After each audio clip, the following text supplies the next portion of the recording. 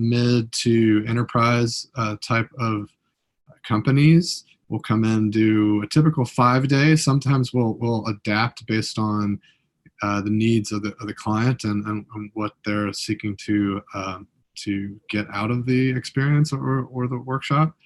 And like I said, we're also doing quite a bit of large format stuff. So we recently did a workshop with the United States Special Operations Command where there was about 100 people in the room for 3 days, breaking out into different groups, looking to find prescient software solutions. So, DARPA's looking at maybe, 10, 20 years out in the future, and they're thinking, what's available today that we might be able to combine and have something in the hands of operators within a year or two? Interesting. So your approach is not necessarily just to go through the process, but it's to really look at the holistic outlook of where things could go, what the end result is, what are some possibilities, and really project out in a strategic way, it sounds like. Sure. Whenever we are approached, my first question is always, what does done look like for you? What's the purpose of this gathering, and what are we seeking to accomplish? And so once we understand what the objective is or where we need to be, then we can start to work backwards from that point and think about, what are the milestones throughout the event or the workshop that we need to hit. And then we can start thinking about activities or methods we might employ to get to each one of those milestones. The nice thing about that is, instead of checking the boxes on, yes, we ran an abstraction laddering or whatever, then instead we're thinking, did we hit this milestone? Did we get to this point of agreement? Or did we get this rough draft or this prototype of this document done? And if so, now we can move on to the next step. So maybe that's a good segue into your book, Beyond the Prototype. I have a lot of different questions about that, because when I read the book, I was like, why didn't you write this a year ago, or even a year and a half ago? I mean, I knew it needed some time to kind of culminate in your mind how you wanted to approach it. But what inspired you to write the book in the first place? What were the circumstances or the context around, like, you saying, you know what, it's probably time for a book like this? Yeah, there's two interesting stories here. One is Beyond the Prototype is itself a prototype. I'm working on a book with Karen Holst on innovation, and this is going to be a handbook for the doers.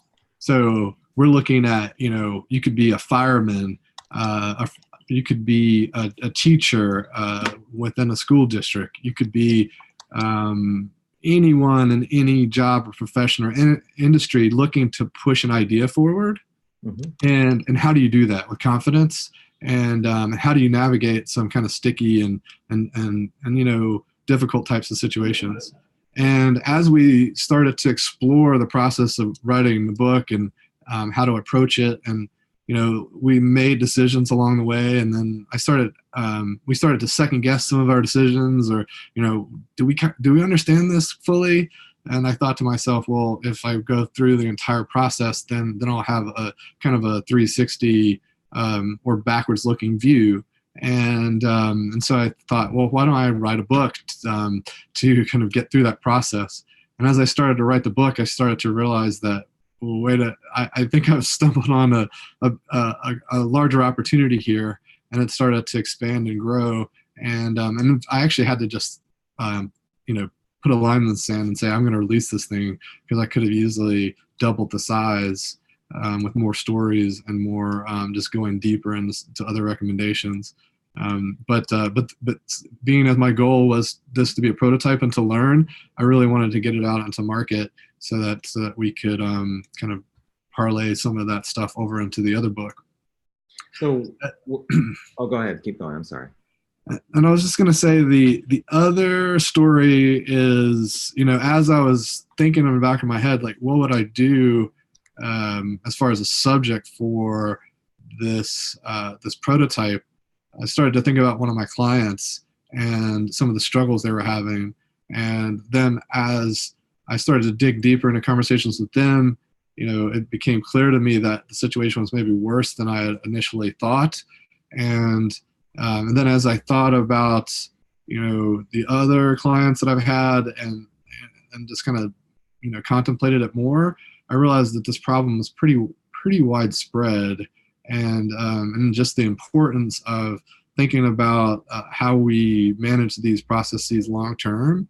And the health of the design sprint community, I think, hinges on our ability to do that. Yeah, I got the feeling when I was reading the book, especially as you outlined it now, like who would benefit from it most. And I do think that with the talk about, like, there's Steph Gershon's sprint quarter, there's other people that have kind of thought about like what happens after, and there's been tons of articles written about it. I think this book kind of squarely fits within a cycle of not only thinking about what happens after the fact, but, and to your point, kind of thinking strategically about the entire engagement around what you're doing with this concentrated level of effort by so many important people and taking their time. I at least that was my impression. So I felt it was one of those things where I was like, finally, now there's something that I can basically point to and also use for something like the Global Virtual Design Sprint for those groups that are just starting to get their feet wet with the design sprint process, and show them an example of especially for people that are strategically minded, where they could go with things. Yeah, I think it's not only for individuals that are looking to facilitate design sprints, but also it can be really helpful for business owners and especially a decider in a design sprint to think about, if I'm going to embark on this, have I thought through how this is going to fit into an overall process or what we're going to look at doing afterwards? And I was really excited about Steph's design sprint quarter. Because we both released these at just within weeks of each other. It was true. There was much difference. And we were like, yeah, and we were both quite amused by that. And we're actually going to collaborate on a webinar in the next couple of weeks. Probably push it out maybe a month from now.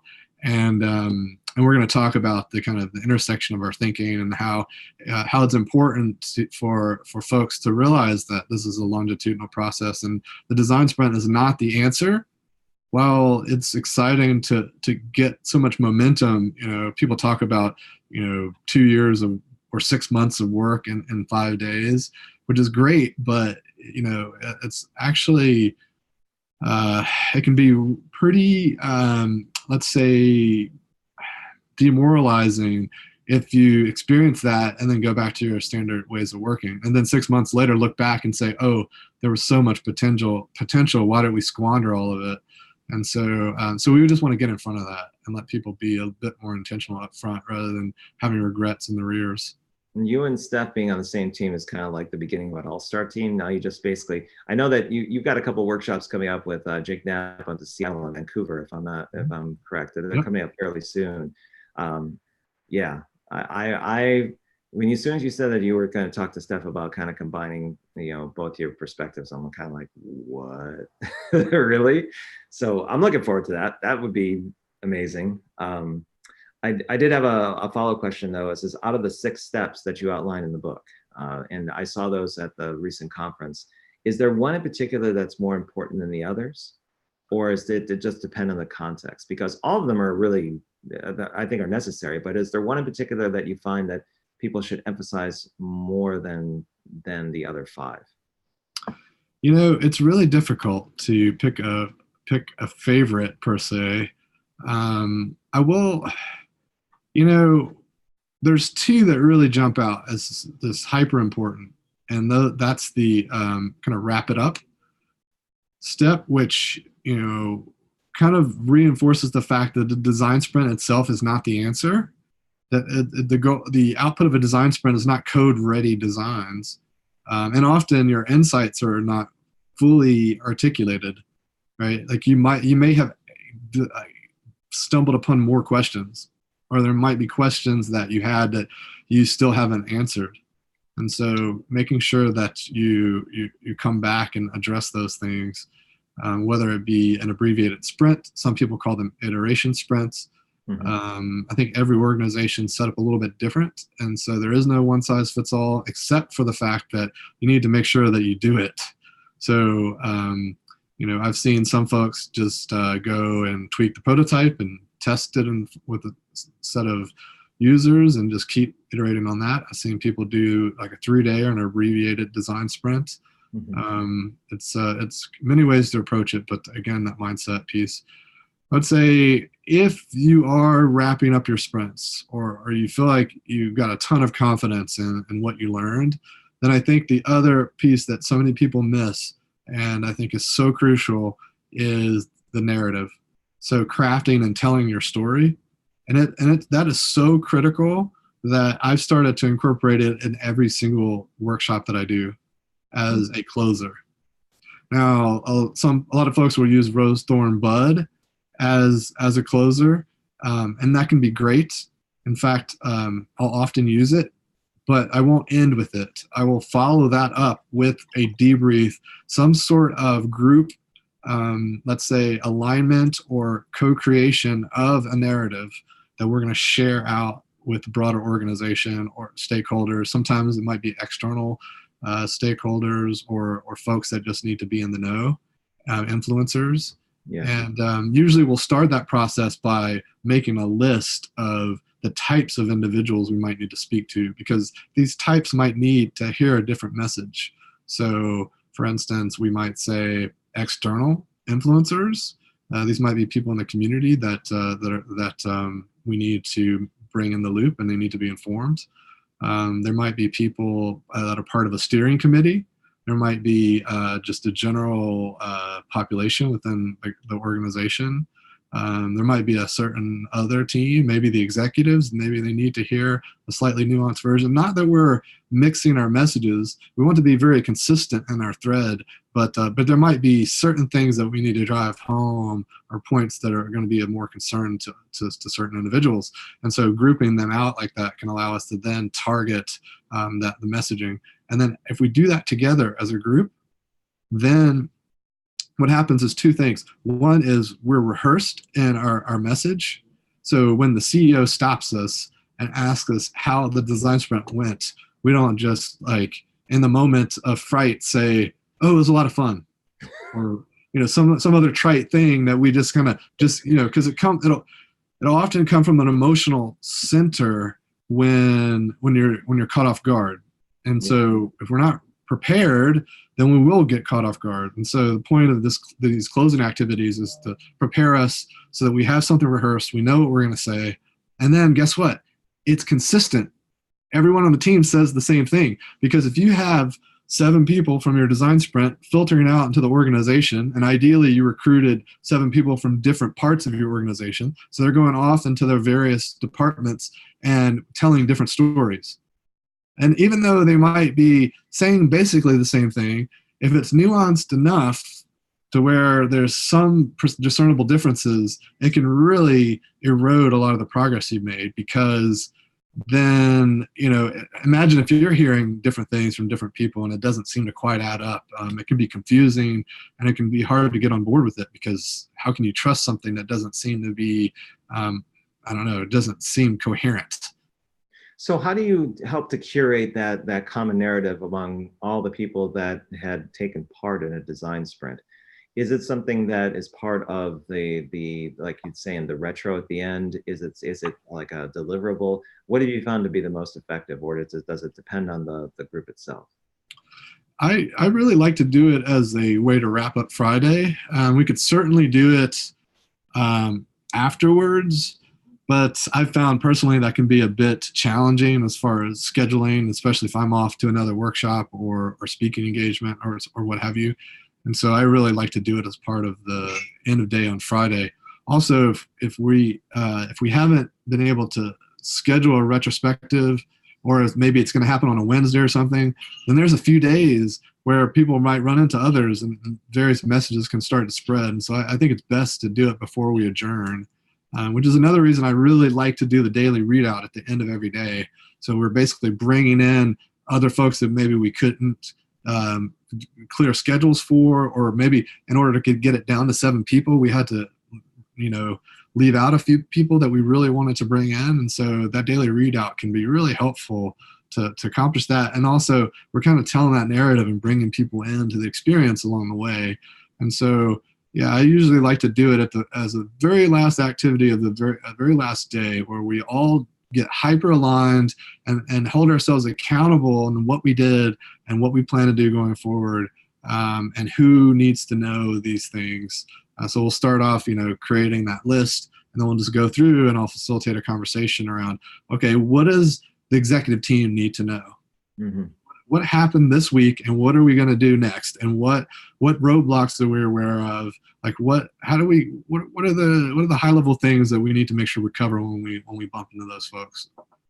What do you tend to do in the very beginning of an effort, like say even before the design sprint starts, to kind of ensure beyond the scheduling of those sessions that there's that feeling of the top of mind, that when you get to that end state, you are going to be having those summative kind of stories that carry forward with people? How do you kind of frame that in the very beginning? Yeah, so I guess help me understand the question a little more. Are you getting at, or am I starting to shape the narrative from the very beginning, or how do I ensure a successful design sprint? Okay, I'll reset, since that confused me when I tried thinking about it too. When you're thinking of things strategically at the very beginning of your endeavor, when you haven't done any work yet, you're kind of putting all the pieces in place, and you're setting the stage for what you're going to plan to do from before the sprint, during the sprint, and after the sprint. What kinds of conversations happen before the sprint happens to ensure that you have that alignment towards the end of the sprint? Mm-hmm. Yeah, so the sprint itself is pretty powerful at generating alignment, but if we don't either understand our problem well enough, or we haven't selected a problem that's like wicked or juicy enough, then that can be problematic. Mm. I've got some teams that are pretty much design sprint veterans, and they're using them as a way to build alignment and kind of socialize this prototype throughout the organization. And so they're at the point where they're pretty much kind of doing these almost at the feature level, but maybe a little bit higher than that. But I would say that most teams, if they come in and they're operating at that low level, at the feature level, it can be problematic, because either their aperture's too tight, as far as like they're too prescribed and how they're thinking about what might be possible. So that basically they'll just spit out like business as usual or the obvious answers. Right. So I tend to look for some folks that are kind of, ideally they've got the aperture fairly wide. Now it's also, there's this kind of Goldilocks zone, right? Like if they're so wide that they're trying to solve world hunger, then we might have issues there. Yeah. And so generally some level of exploration around how they're currently thinking about the problem, and kind of rough scoping. Also, while I don't want us thinking about solutions just yet, if we have to have some sort of insight around how we're going to prototype this thing. And so are we thinking that this is we're going to explore the employee experience? And if so, how might we model that or simulate it? If we're exploring a mobile app to attack some sort of problem, then we basically know how we prototype mobile apps. So I generally want to have some sort of idea of the direction we're going on the prototype. Now we have some abilities to change gears based on what we learn or how things are developing in the design sprint, but ideally from a scoping and just from an expectation setting, it's good to know, directionally where that might end up, so we can somewhat plan for that, how we might approach the recruiting, as well as what skills we might need for the prototyping. Also, it's good to make sure that the team has the right mindset and to understand where they are on this maturity curve. Mm-hmm. Because sometimes when I look at a design sprint, I might not be as critical on the actual upfront research and the problem that they've kind of identified, and how their knowledge of the problem to date. If I realize that, because some teams I see they're in this kind of knowing doing gap, and they know they need to be doing human-centered design. They know they need to be prototyping and testing, but there's just something about like they're just not exercising that muscle in the way they need to. And so the design sprint can be an amazing tool to kind of give them the confidence to show the team that that leadership cares about this stuff so much that they're going to invest in it, clear schedules for a week. It's also training wheels, just to give people a little bit of comfort around this stuff, and to realize that, I've been making this much more difficult than it needs to be. And these are some easy ways, once you watch it kind of in motion, then they can repeat it. And so, so if I see that to be the situation, and it's not just, they're just like total like babes in the wood with a bad problem, but the team's excited, they get it, they're doing all the reading, they just need that catalyst, then sometimes I'll see that as a situation where it's like, okay, like this is not as much research as I don't know how innovative this stuff is going to be out of this, but I know that we're gonna rewire the culture of that organization, and so that's going to be so much more profound than any kind of innovative prototype that they might create, because that will continue to pay dividends. Yeah, you're talking about the long-term engagement or the longevity of the group that you're going to be engaging, and what kind of relationship is going to form out of that. And that's really smart, because you want to understand the culture you're getting involved with, and their technical aptitude, and what they know, and how they acclimate to different just something that's foreign to them. I did have a follow-up question to the scoping. Do you ever find that you have to engage some exercises to kind of find that Goldilocks zone between too tight of an aperture and too large of an aperture? Or does that kind of come out through extended conversations with different stakeholders? What have you found to be effective? Yeah, so there's a couple different things we'll do. Sometimes just through the initial kind of conversations and around engagement and putting the proposal together, it becomes very clear that they're very focused and they know exactly what they want, or it becomes clear they don't.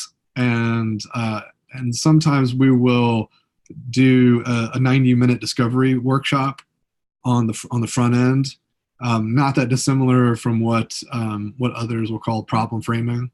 I think sometimes we'll throw around that language, but usually we'll just call it a discovery, and we'll do that, remote using Mural, because it doesn't make sense to fly people around for a 90-minute workshop. And it's been, I'm sure you've run into this before, doing with your focus on remote workshops, but the challenge we've had there is with our corporate clients, having very kind of fierce firewalls.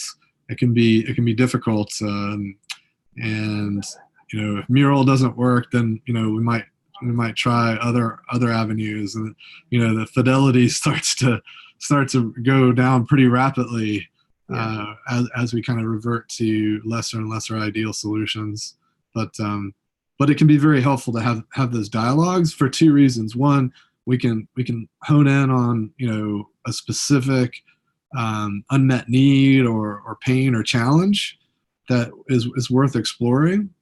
We can also start to demonstrate some of these tools that we use, and so the clients get a taste of how we work, and they can start to understand some of these methods, and that can be powerful in itself. And I would say sometimes we know that there's enough potential, and we'll just kind of bake in this remote workshop as part of the engagement. Sometimes we just need to do that as part of just the business development, where it's like, hey, this is too uncertain right now. I don't feel confident kind of signing things up. Let's just do this engagement to explore things, see where it might lead. Do you find that there's particular mistakes or missteps that either facilitators or folks that are setting up their design sprints commonly do that you've seen happen over and over again? Or is it just depends on the situation? Yeah, I think everybody wants to invite too many people. That's always a conversation that has to be addressed. And so we just, I mean, that's just time and time and time again. What do you tend to do in those situations? Say if you had like, if the schedule says 8 and it ends up being like 16 because the invite was passed along to multiple people.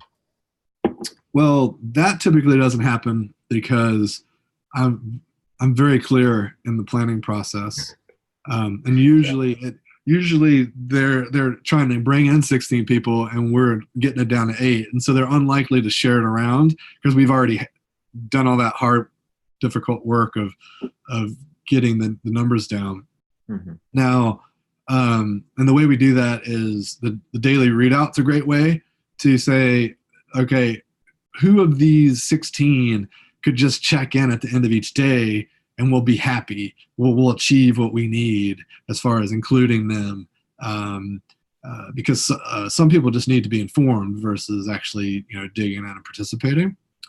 Also, if it's because we want someone's perspective, but again, they just have a story to tell, then we can just make them an expert on Monday.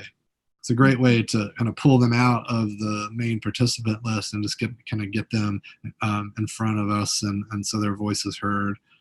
And then if we can't get things down to typical 7, then we'll start to just think about what that means as far as we'll definitely want to make sure that we have a very senior facilitator that's going out, and then because we're going to make sure that they're really on top of things. Also, we typically are wanting to ensure there's a really strong decider, because if we have a decider who has trouble making decisions, then we can't lean on them as a tool when conversations spiral out, and that's more likely to happen when you have more people in the room. So you'll be leaning to the decider saying, okay, Susan, what do you think we should do here? Sounds like half the team is saying A, half the team is saying B. Where should we go? So that's, generally we're having those conversations and being very explicit about that. So we don't really run into that other example where stuff's getting shared around. It depends. I guess it all depends on when I discover it. As a facilitator, I have to roll with the punches, and things aren't always the way that you plan or expect them to be. And so if I have 16 people show up, then I'm going to facilitate 16 people. You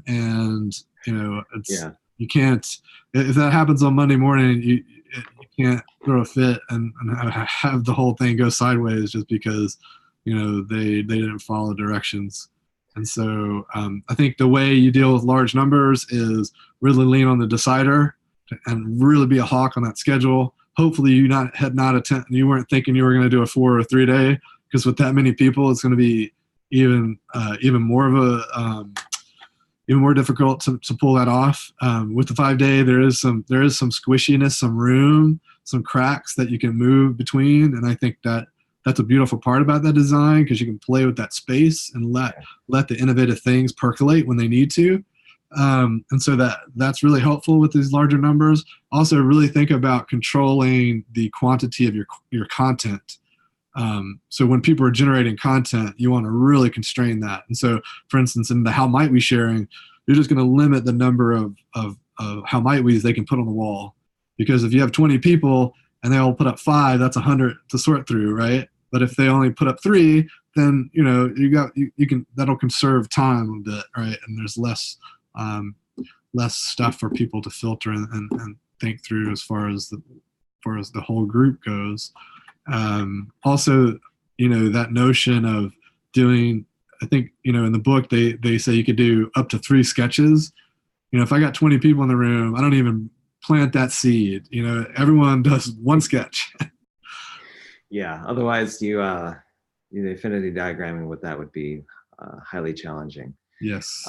What's your quick take on having more than one facilitator? I'll be out front to say, like, I'm pro for it, just because it's perfect for mentoring, and it's also someone that in the chance that someone gets really sick or ill, you have a backup. What are your thoughts? I love it. And in fact, for most of our large type of engagements where we have a bunch of people in the room, we will of course have at least, it depends on if we're driving to very specific, tangible deliverables. If that's the case, then we'll actually have a very tight ratio of maybe 1-9, 1-10 or something. So essentially, like, you can think of these as like little miniature design sprints all around the room. Although, in actuality, we're not actually running the methods in that way. But you can kind of think of these, there's one person on the main stage, and then there's facilitators facilitating these little small group problem sets. And if it's not as, like, if we're just trying to imbibe a mindset or get people thinking different, then we might be able to have one facilitator with hundreds of people, but we still in those cases like to have like a second or an assistant who can be really helpful for scanning the crowd, because when you're looking down, it's really easy to miss if someone's struggling. If you happen to look down, you're taking a picture over here, and someone's so while one person's engaging this part of the group or doing some sort of task, the other facilitator can be scanning the room and picking up on some of those things. So I think it can be super powerful. Big fan of it when we can do it. Budgets don't always permit it, but we can. It's really great. Also, like you say, for mentorship, and I think that can cut both ways.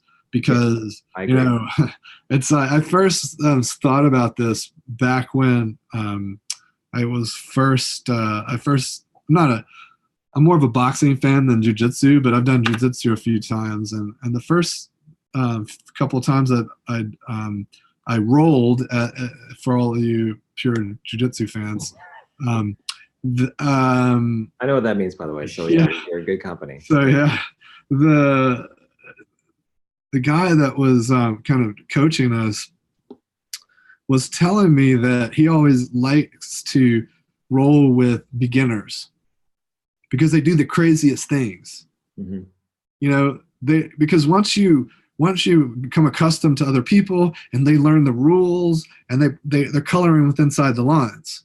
But when you work with a beginner, they're doing things that are not typical. They're instinctual. Gut. They're doing things by instinct. Yes, and so and from an expert mindset, if you watch those instincts and translate them, then that's where you can drive really amazing insights into how to kind of push the practice forward. So I love watching beginners. It's one of my favorite things about running the facilitation training or any of these skill building workshops that we do, because those questions just give me so much food for thought, as I'm kind of meditating on the drive home or in the days following. That's when I have some of my best ideas, because they kind of push you on things that you wouldn't have thought of otherwise. So and I'm also a big fan of that, especially with letting them run with something that I may find a little bit like, well, you may run into this, but that's speculation based on my experience. Sometimes I want to see where people go with things, because maybe your hypothesis is correct internally that you'll land at this and it's no harm, no foul, because it doesn't affect much of anything. But on the other hand, it could lead to some insight where there's a variation where you go, oh, there's something different. For example, I find that I try to pair up people who have complementary but different strengths. And one of the most effective co-facilitators I ever had her name is Adrienne Guillory, and she was a researcher by trade, user researcher.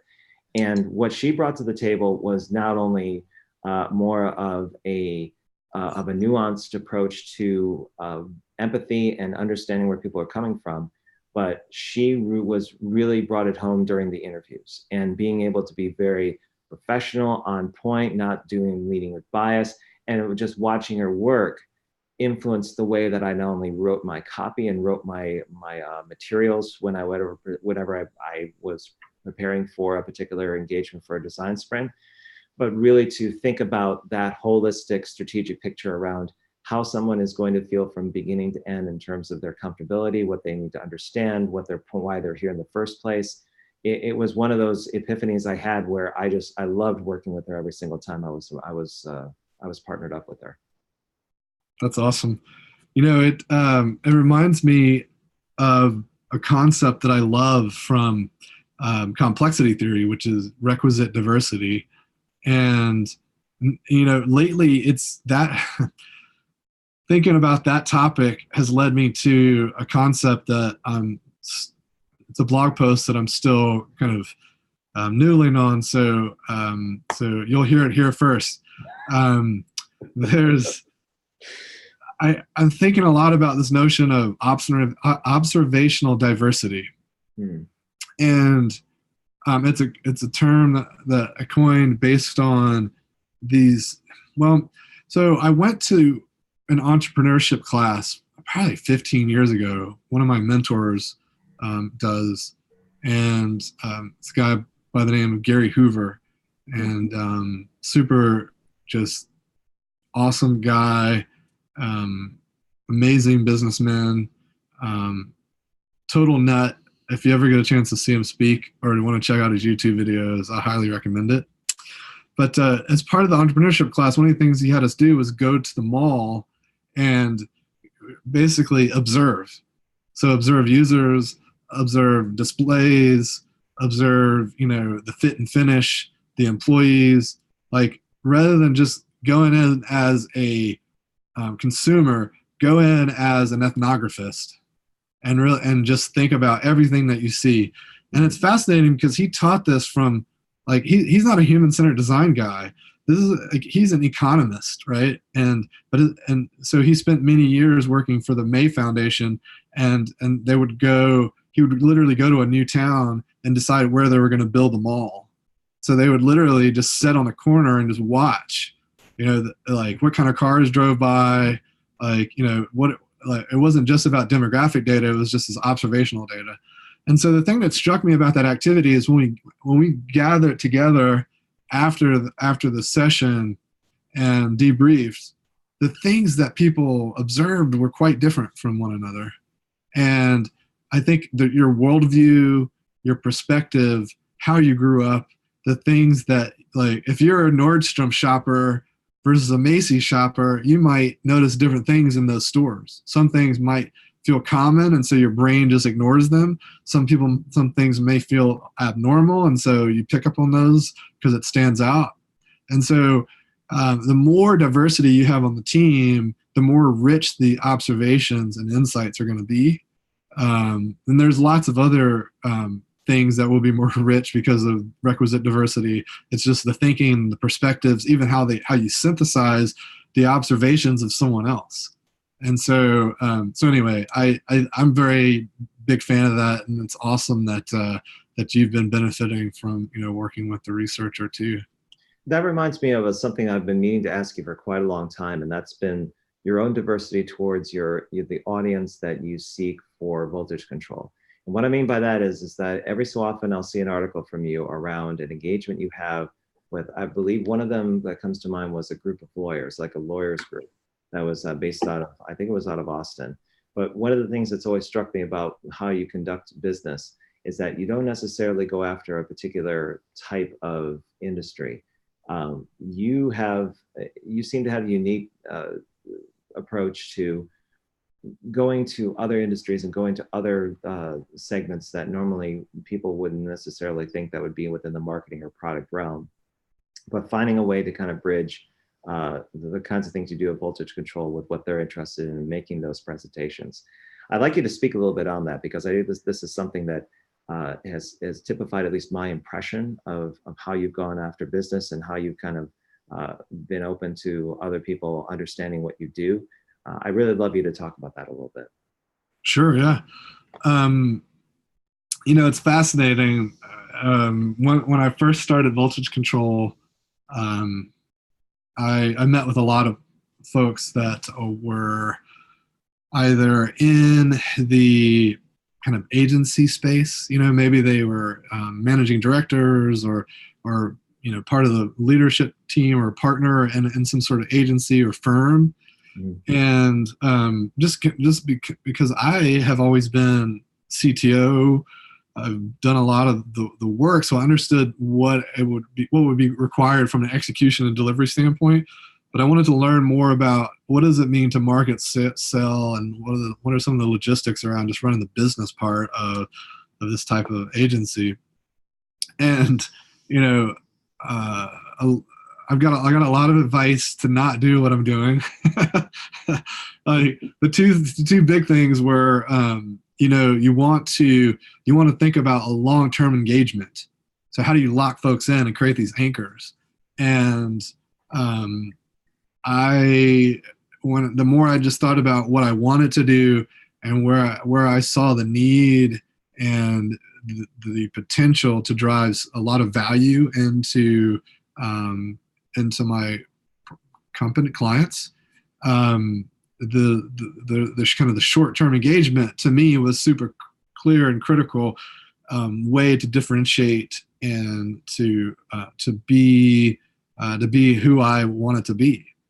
And so I had to kind of leave that go a bit, right? And even though the book's about helping companies through a long-term mindset, we're not coming in and designing product and developing product, and this isn't a 6-month engagement, and if it may have 6 months of touch points, but it's maybe a week here, maybe a week, a month at the most, right? And so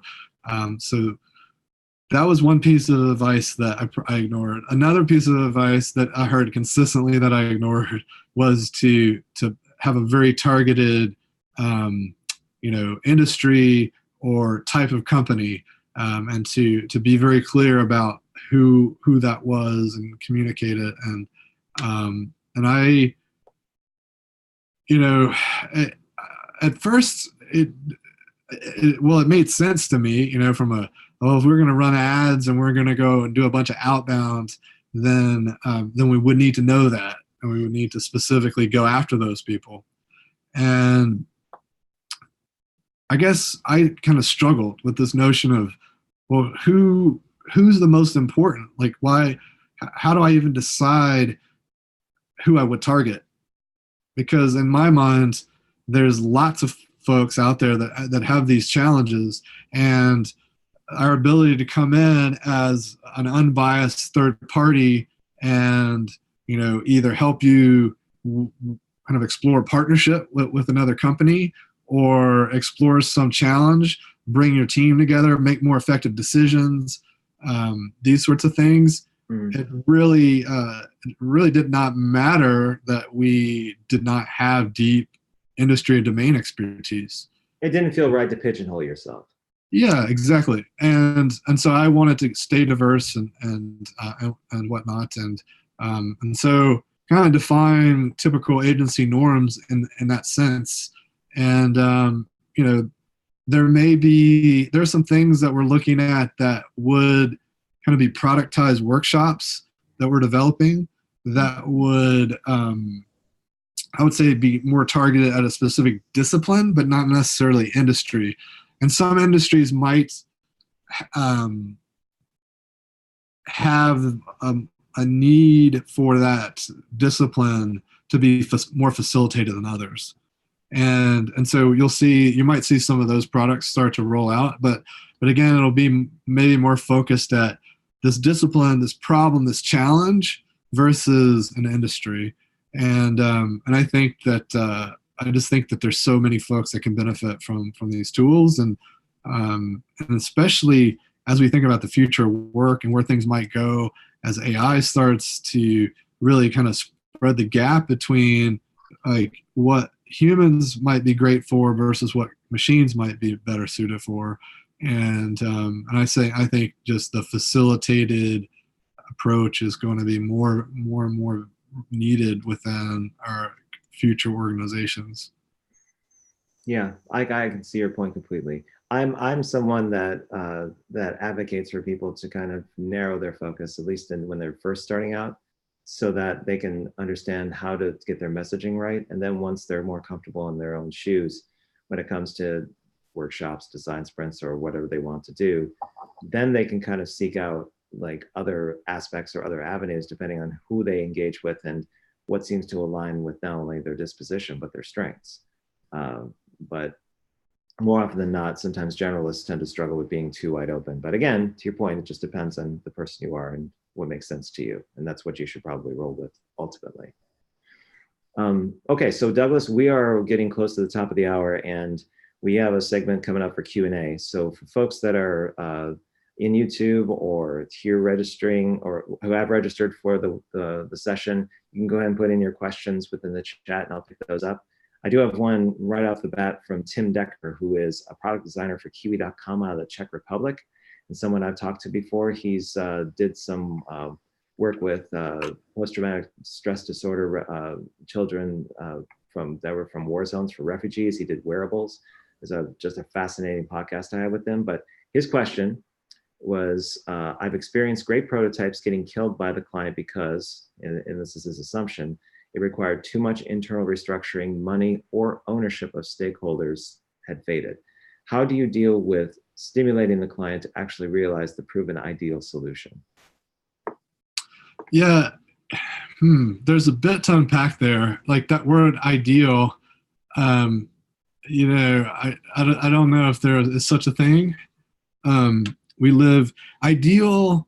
The word ideal makes me think of the simple or obvious domain, and and I'm referring to the Cynefin model of complexity.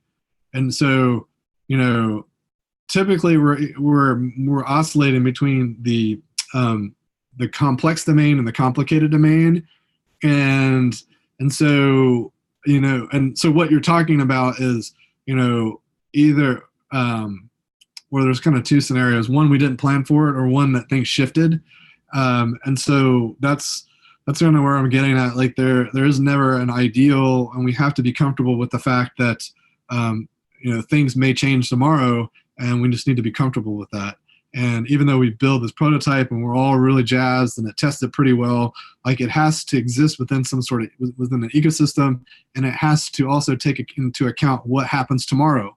And so we just have to be comfortable with the fact that things will shift, and we may not build exactly what we prototyped, which is also in line with my point around the design sprint is not the end.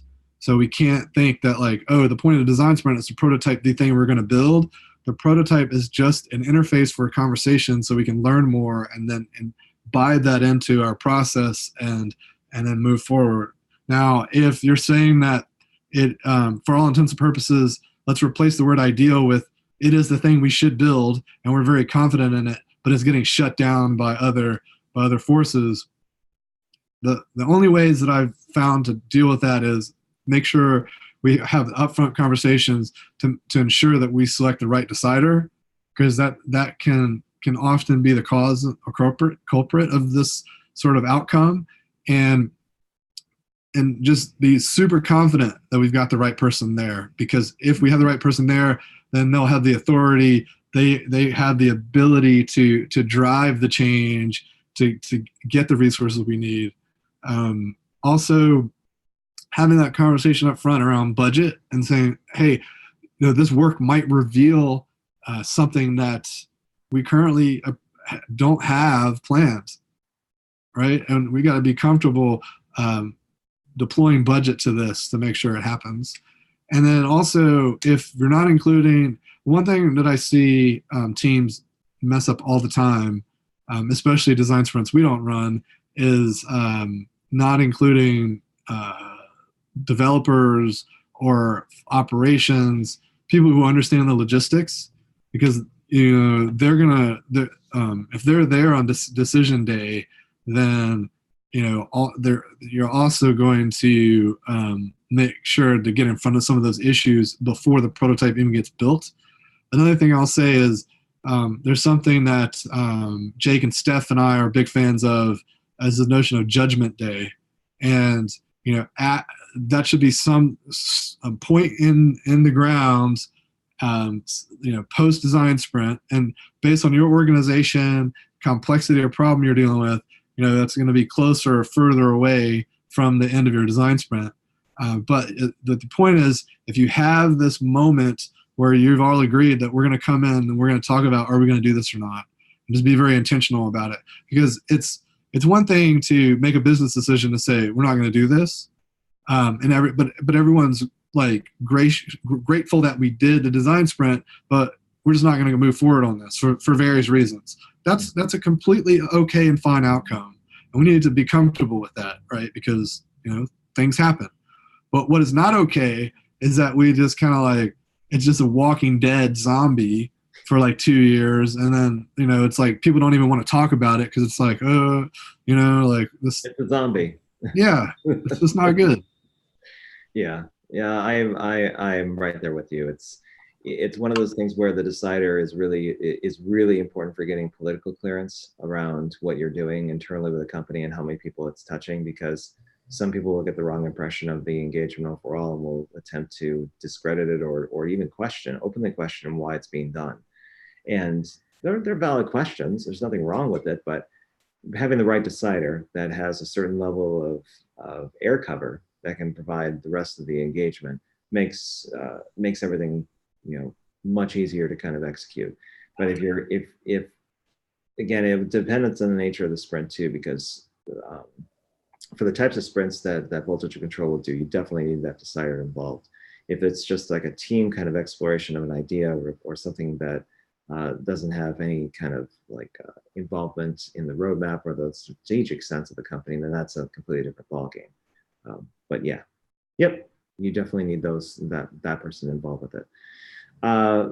Sandy Lamb, who is I want to get her name right, or her title, I know what she is, a product designer over in Germany.